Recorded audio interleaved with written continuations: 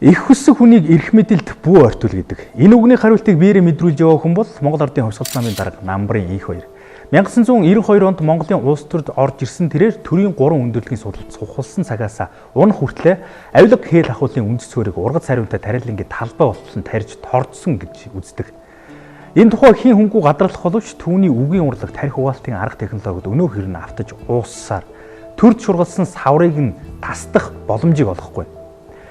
Тэрээр энэ удаагийн улсын хурлын сонгуульд нэрээ дэвшүүлсэн ч сонгуулийн ерөнхий хорооноос түүний ялтай тооцох хугацаанд дуусаагүй учраас нэр дэвших эрхийг нь бүртгэхээс татгалцсан. Харин үүний оронд тэрээр эхнэр цолмонгоо нэр дэвшүүлж парламентд дахин шуургалах ямар л боломж байна. Тэр бүх нөхцөлийг онгичиж явна. Үнэн дээр Инх баярт Монгол улсын хөгжил дэвшил ард түмний аж амьдрал огтхонч бадгүй. Гэвч нэгэн цагт Монголын ард түмэн түүний хүссэн цагт нь хүссэн суудалд нь суулгаж, төрийн тэргүүнээрээ дараалан сонгож, өөр хинт ч үзүүлээгүй тийм л том хүндлэлийг үзүүлсэн. 1992 оноос 2009 он хүртэл улс орны хөгжлийн төлөө гэсэн чин сэтгэл, чин хүсэл байсан бол эрх мэдэл, албан тушаал, намын бүлэг гээд бүх зүйл түүнд байлаа. Энэ 17 жилийн хугацаанд зөвхөн тэр л Монголын төрийг харцаараа хөдөлгөж хүснээрээ жолоодож байсан маргашгүй. Гэтэл тийм хэмжээний эрх мэдэл дангаараа ноёрхож байх үедээ хийж чадаагүй байж одоо Монголын ард түмнээс ямар тусламж юун санал нэхэд байгаа нь гайхшруулдаг. Мэдээж үүний хариулт нь их ингийн. Үйлцэн хэрэгэн дэндүү их учраас халдашгүй эрхтэй албан тушаалаас хамааралтай байхгүй бол дахин дээлэн өмөрч Инх баярын гэсэн бүх зүйл Монголын улс төрөөс бүрмөсөн арчигдахад тун ойрхон болсон учраас тэр. Наана нулимс туслах сүжрэх Инх баярын авир албан тушаал агсан цагаас л эвдэрч Монгол төрийн эрх мэдлийг ганцаараа барихын тулд хавь ороо урж хатсаар олон сайхан аавын хүүг өөрийнхөө өмнөөс шорон руу илгээж байсан түүхүүд өнөөдөр ч хуучраагүй. Түүний энэ хэрцгийллийг олон нийт цаг тухайд нь мэдэрч 200 гаруй авилгын хэргийн тухай мэдээлэл цацагдаж байсан ч хууль харахаараа мэлзэж хөгсчүүл харахаараа мэгшил сурсан Инх баярыг хошуу цурван ам гуух тоолонд нь мянган гимиг нь уучлан өгшүүлсээр өдий хүрчээ. Тэгвэл хийсэнтэй гимшгийн оронд дахин эрх мэдэлд хүрэхийн тулд юу ч хийхэд бэлэн яваа Инх баярын хүний гараар могоо бариулж хайрын залуусын хувь тавилангаар тавуулсан тэр бараан түүхүүдийг дахин дурдахад гэмгүй болов. Өдгөө казиногийн гих хэргийг зөвхөн байгаль Баттулга Инхбаатар гэсэн хэдхэн хүнээр төсөөлдөг болчихсон байна. Гэтэл яг энэ хэргийн гол зангилаа нөгөө Инх баяр байсныг хуулийн хүрээнийхэн өнөөдөр ч амдаггүй. Казиногийн хуулийг батлахын тулд Монгол Ардын Хувьсгалт намын бүлгийг хөдөлгөж чадвал дэмжлэг авах боломжтой байсан учраас хууль санаачлагч байгаль нарын хүмүүс шунал ихтэй Инх баярыг онцсон байдаг. Харин энэ тохироон дээр Инх баярт казиногийн асуудлаар намд өөрийг нь төлөөлөх найдвартай хүн хэрэгтэй болсон учраас Улаанбаатар хотын Эвлийн хороонд хамт ажиллаж байсан Монгол Ардын Хувьсгалт намын нарийн бичгийн даргасан намын даргын зөвлөх гэдэг Инх мандах гэдэг үнийг сонгосон байдаг. Ингээд казиногийн хуулийг улсын хурлаар батлуулахад Монгол Ардын Хувьсгалт намын бүлэг дэмжих амлалт тавьж үүний баталгаа болгож Инх мандахаар дамжуулан $25,000 авсан гэдэг. Мэдээж намын санхүүжилт дэмжлэг гэдэг уйлыг өгсөн яриа байдаг ч $25,000 гэдгээс нэгч цент намд нь очоогүй зөвхөн 2-3 хүн хувааж авсан мөрдөн байцаалт явцад тогтоогдсон байдаг юм лээ. Казино тойрсон авилгын хэрэг дуйлан болж ерөнхий сайд наран цацалт Инх баяр нарыг шалгуулахаа мэдгснээр эрүүгийн цагдаагийнхан холбогдох бүхэл баримтыг бүрдүүлээд байв. Энэ хооронд хэргийн сэжүүр Инх мандахыг баримлсан учраас казиноч дотроо бужигнаж Инх баярын талаар үг алдуулчихыг ихээс байд суух газар олсонгүй. Мэдээж цагдаа шүүхээр явж үзээгүй Инх мандах ганц удах 7 булчирхаагаа тоочж $25,000-оос Инх баяр нар бүгд чахан хувь хүрсэн гэдгийг баримтаар нь дийлгэчихв. Улмаар ерөнхий сайд наран цацралт хууль зүйн сайд цогноор үүрэг болгосны дагав цагдаагийн ерөнхий газрын ажлын хэсэг Инх баяр тэргүүтээ нэр бүхий гишүүдийн бүрийн эрхийг төдгөлзүүлэх асуудлыг оруулж 1999 оны 5 дугаар сард баримтлах ажиллагаа явуулахаар зэгж байсан гэдгээ. Өнөө маргаашгүй дээлийн нөмрөх дээрээ тулсан Инх баярт олон нийтийн санаа бодлыг казиногийн хэрэгээс өөр зүгт хандуулах маш том хүчтэй шалтгаан хэрэгтэй болж өөрийг нь барихаар зэхэж байгаа наран цацралтын засгийн газрыг огцруулах төлөвлөгөө гаргалаа. Улмаар сүр хүчний гончигдорж нартай нууц хуультай хийсэн тухай олон баримтсалт өнөөдөр ч дураж байдаг юм а. Мэдээж сүр хүчин засгийн газрыг унах нь хэрэгтэй учраас гончигдорж нарын хүсснээр албан тушаалын тохироогоо хийж харин ерөнхий сайд наран цацралтыг Оросын холбооны улс руу захидал явуулсан гэх илт гүжир гүтгэлгийн шинжтэй шалтгаанаар засгийн газрыг огцруулж байжээ. Ингэж казиногийн $25,000 хэрэгээс ял мултарч түүний өмнөөс Инх мандах хэдэн сар шоронд сууснаар энэхүү авилгын хэрэг өндөрлсөн гэж үздэг юм а.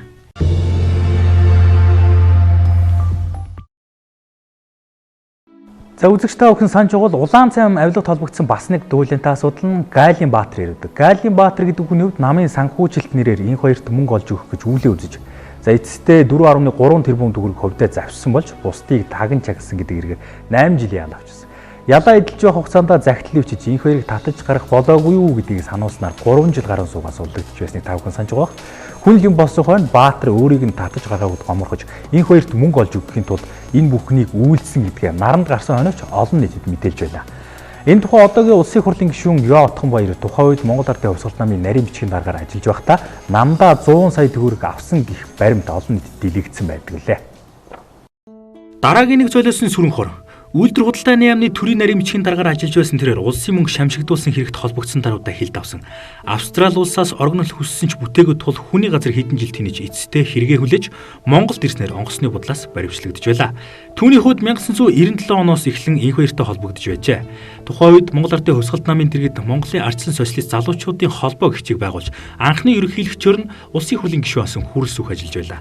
Сонгуулийн үеэр залуучууд ч бужигнуулж намын удирдлагууд ч хөөргөж шижгэнсэн хэсэг залуу албан тушаалд очих хүсэлтэд хүлэгтэн бараг л нисч байж.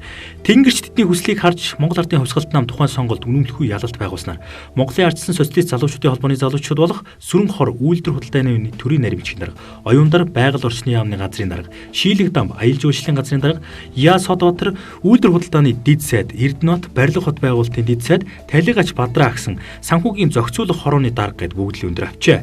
Гэвч энэ бүх албан тушаал нь ардаа төлбөртөө төлж чадахгүй бол үеийн үртэй байдгийг залуус яахан гадралах вүлээ. Сүрэн хор үйлдвэр худалдааны яамнаас завшсан 91 сая төгрөгийн хэрэгээр 7 жилийн ял сонсч 4 жилийг нь биерээдэлсэн. Эдгээр залуусын нэг шийлэг дам өнгөрсөн оны сүүлээр эрүүл мэндийн спортын сайдаар ажиллаж байхдаа мөн л энх хоёрт өгөх хандивын мөнгөө цуглуулж яваад 500 сая төгрөгийн хахуул авсан хэрэгээр саатуулагдсан шалгагдаж байна.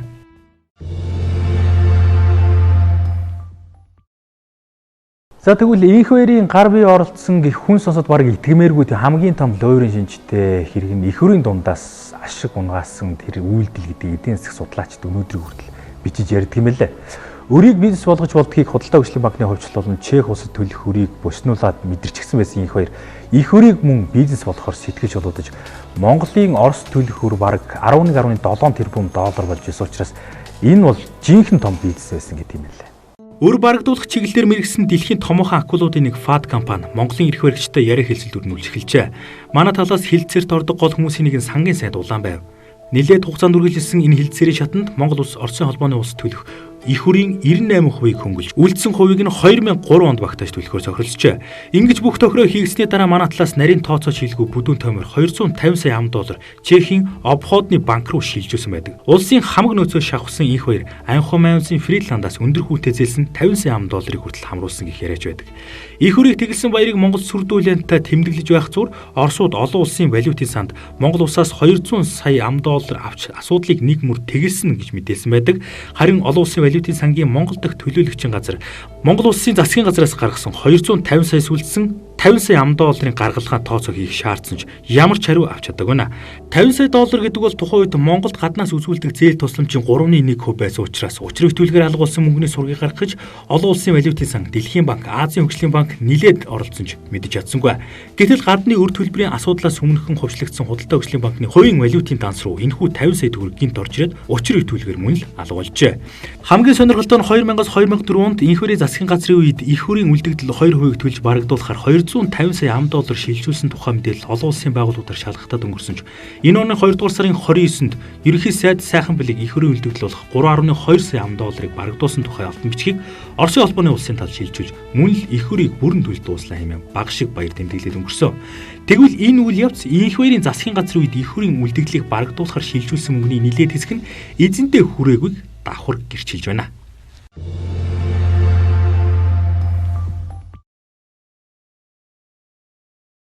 За бүр сүүлдчтэй 2009 онд сүрэн хор Монголд ирэхээс өмнө энх хоёрын эхнэр Цолмонгийн нэр дээрх 1.3 тэрбум $-ын тухай мэдээллийг цацж баггүй шууган тарьсан ч гүжиг гүтгэлэг гэсээр сонгуулийн үеэр л таарсан. Тэгээ намжаасан.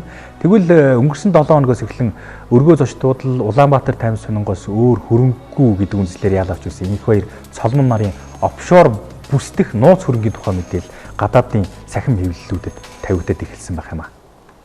Энх хоёр өдгөө Интерполоор 90 сурвалжлагдж байгаа төрсөн дүү энх туягийнхаа нэр дээр Сингапурт Tranix PTE гэдэг компани байгуулсан байжээ. Тус компани төлөөлөлөө удирдах зүйл BMI гэдэг компанитай хамтран ажиллах болсон тухай мэдээлэл 2016 оны 2 дугаар сарын 26-нд зарим веб сайт тавигдсан байдаг. Хоёр компани энэхүү хамтарснаар BMI компани нийт хувьцааны 50% эзэмшихэр гэрээ байгуулсан гэжээ. Өөрөөр хэлбэл Интерполоор 90 сурвалжлаглаад олдохгүй байгаа энх туяа хилийн чандад энх хоёрын нууц бизнесийг үргэлжлүүлж байгаа бол тийм а. Тэрээр энх хоёрыг ерөнхийлөгч байх үед Сингапур дахь Монголын хөлөг онгоцны бүртгэл компанид ажиллаж байсан. Монгол улсын далайн захиргааны салбар нэгжүүлэх тус байгууллага Сингапур улсад хамтарсан компани хэлбэрээр үйл ажиллагаа явуулдаг юм а. Энх хоёрын офшор бүсдэх бизнесийн нэг хэсгийг одоогийн Монгол үндэсний дэд ерөнхийлөгч Хүү Батшугар нь Цолмонгийн төрсөн дүү Америкийн нэгдсэн улсын иргэн Ононгийн алтан нар хамтран явуулдаг юм байна. Гадаадын нэр бүхий зарим сайтад мэдээлснээр Батшугар нь Швейцарын Цүг хотод 2007 онд нагц зэгч буюу ээжийнхэн төрсөн дүү алтантай хамтран 20,000 швейцар франкийн дөрмийн сантаа BDR гэдэг компани байгуулжээ. Гэхдээ Швейцар дахь энх хоёрын гэр бүлийнхний офшор компани ямар үйл ажиллагаа явуулдаг нь тодорхойгүй учраас зөвхөн Монголоос гаргасан хөрөнгийг энэхүү нууц компаниараа эргүүлдэг байж болох юм гэдэг гаргалгаач хийсэн байсан юм а. Магадгүй эдгээр мэдээллийг энх хоёр нар гүжирдэж байна хэмээн гүрийдэг зангаараа үгүйсгэж болох ч технологийн дэвшилтэд хөл нийлж эхэлсэн монголчуудын хэн ч уцтаа тодруулчихад энэ бүх мэдээллийг гаргаад тавих боломжтой юм а. Мэдээж тийм том ноёрхол тогтоож байхдаа хуримтлуулсан тэр ариун хөрөнгө ор тас алгуулна гэдэг боломжгүй. Харин сэрэг толгойнхаа хүчээр үдийн увтал сэжим гаргалгүй дарж ганц үг ган хийлгүй нууж чадсныг нь бас үнэлэх хэрэгтэй болж байгаа шиг байна.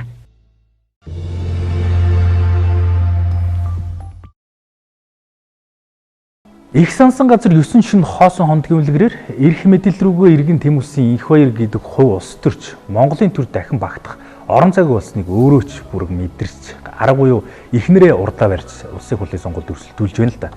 Тэгвэл эр нөхрийнхөө өмнөөс улс төрд хөл тавьж яваа сонгоны хайрхан дүүргийн 75 дугаар тавигт Монгол Ардын хувьсгалт намаас нэр дэвшигч Цолмон гэж юу юм бол. Түүний өвөө Цэндэн Цэдэнбал даргын үед гарынх нь хүмүүсийн нэг байжээ. Улмаар өвөөгийнхөө хүрээлэл төтлөгдөн зүйл толгойд улсын Плехановын нэрэмжит улсын ардын аж ахуйн дээд сургуулийг эдийн засагч философч мэргэжлэр төгссөн. Сургуулаа төгсөх гэж судалгааны ажил хийж явахдаа Оросын мафиахантай холбогдож нүүр тулж үзсэн хэмээн өөрөө ч дурсаханч бий. 1992 оны улсын хурлын сонгуульд Дааган болдын Монголын үндэсний дэвшлийн намаас нэр дэвшиж байсан тэрээр энх хоёроос өмнө сонгуульд өрсөлдөд үзчихсэн боловч өөрийгөө улс төрөөс хол байх ёстой гэж тодорхойлдогч энх хоёрын хажуугаар төрийн ажилд хошуу дүрлэх хэмээн олонтой шөмжлөжүүлээ. Тиймдээ ч энх хоёрыг ерөнхий сайд болсныхын дараа тагнуулын ерөнхий газрын зөвлөхөөр 7 хоногийн турш ажиллахдаа казиногийн хэрэгээс ахуулаад их хөрийг тойрсон сүлжээтэй холбогдсон эр нөхөртэй хамааралтай гих баримт болгоныг бүрмсэн зэгцэлж их цэвэрлэгээ хийсэн гэдгээ. Гэхдээ энэ нь өнөө хэр барин тавь нотлогдоогүй ч 2009 оноос хойш энх хоёрыг ангуучлах ажиллагааны явцад өргөө зочд бодол зэрэг мэрсэрхэн хэрэгээс өөр зүйл гарч ирээгүй бодоход Цолмонгийн гүйцэтгсэн их цэвэрлэгээний үр дүнч байж болох юм а. Өдгөө хараа хяналтгүй эмзэг хүүхдийн хүүхдүүдэд тусалдаг ерөө сангийн тэргүүнд ажилладаг их Цолмонгийн улс төртөө хутгалцсан түүх нь үүгээр тогтохгүй. Ямар ч үсэн 2012 онд Монгол Ардын хувьсгалт нам энх хоёрт очсны дараа хүүгөө улс төрд оруулахын тулд замаа тавьж өгсөн гэгдэж байсан Цолмон энэ удаа нөхрийнхөө оронд нэр дэвшин өрсөлдөж байна. За эцэст нь хэлэхэд энх хоёр гэдэг хүнийг ярихаар өнөөгийн маань эрх баригчдын 60-аас 70% шахуу ямар нэгэн байдлаар холбогдчихсон байдаг учраас түүний учруулсан авилгын хор хөнөөлөл үргэлжилсээр байгаа нь гэдэг юм л. Тиймээс зүгээр худалдаа хөгжлийн банкны хувьчилч гэдэг юм уу Эрдэнэ төвлөрийн зэсийн гүйлгийг хянж байсан Gerald Metals Фридландд 50 сая $50 худалдаж оюутлогоонд лиценз гэдэг энх хоёртой холбоотой асар том хэрэгүүд зах зухаасаа өгн ил болсороход зөвхөн өргөө зочдууд л Улаанбаатар хэвлэх үйлдвэрийн гэрчлэн хямдхан үйлдэлд нь хариуцлах хүлээлгэж одоо хэдэн жил дуйлаа шуган боллоо шүү дээ. Монгол Ардын хувьсгалт намын толгойд гарч бужигнаа эхлүүлэхийн өмнөхөн 1997 онд ардын уран зохиолч Сэнгийн Эрдэнэ энх хоёрт хандан гал шиг үгээр хажирсан хатуухан хөхтэй алсыг харсан захидал илгээж байсан байдаг юм лээ. 70 насныхаа босгон дээр бичсэн түүний захидалд за намбарын энх хоёр гэж хэн байсан хэн болохыг нь төвгүй тодорхойлж холын бодол тавс холын шуналдаа дийлдэж магадгүй хүн хэмээн тодорхойлж байсан байна. Харин өнөөдөр энх хоёрыг холын шунал нь өөрийнх нь хүзүүг ороочход юунаас ч гарч чадахгүй ийм дөнгөнд орчихсон иймэрхүү байдалтай байгаа юм болоо да. Энэ хүн бол Монголд авилгал гэдэг энэ тахлын үрийг тарьсан, үүнийг дэлгэрүүлсэн. Тэгээ нүгэл бол үлдсэн л юм байна л да янз нь. Тэгээ тэрнийхэн лайлын чигийг эдэлж байх шиг байна. Энэ хүнд эхнэрээ 3 хүүхдээ эцэг их амар байлгах ухаан төрдгөн байхтаа гэж би сэтгэл шимширч сууж байсан юм шүү дээ.